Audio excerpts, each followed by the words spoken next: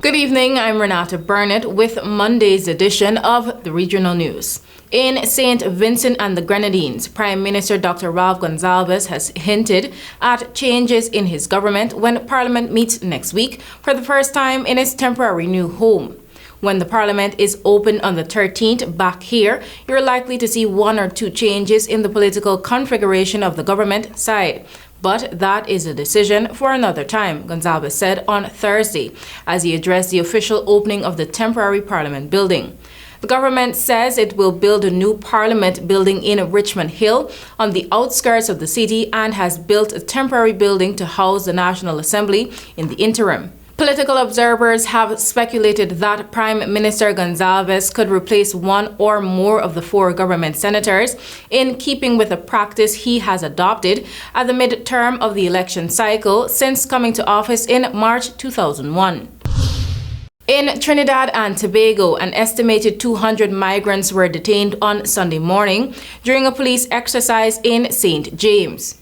In what was described as a joint national security exercise, as it included members of the police service, the defense force, and the immigration division, around 1:30 a.m., officials visited a bar along the Western Main Road in St. James, where they encountered several Spanish-speaking nationals.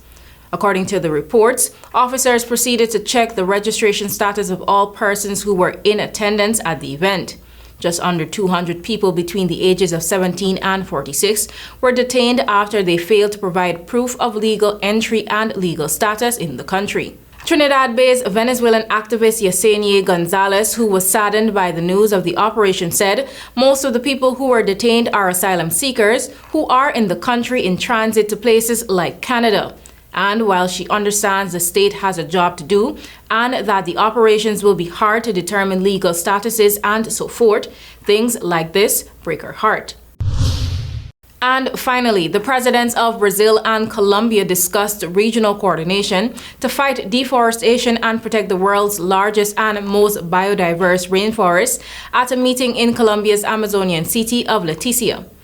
My government is committed to eliminating illegal deforestation by 2030, said Brazilian President Luiz Lula da Silva, who called for better regional and global coordination. This is a commitment that the Amazon countries can assume together at the upcoming Belém Summit. The meeting between Lula and Colombia's President Gustavo Petro followed talks in Leticia early this week between environmental ministers from Amazonian countries, including Colombia's Susana Mohammed, Peru's Albina Ruiz Rose, and Jose Locra from Venezuela, among others. Both Petro and Lula, who each took office less than a year ago, have called on rich nations to cough up funds to help South American countries preserve the Amazon, considered key to fighting global climate change. Thank you for watching. That's all for now.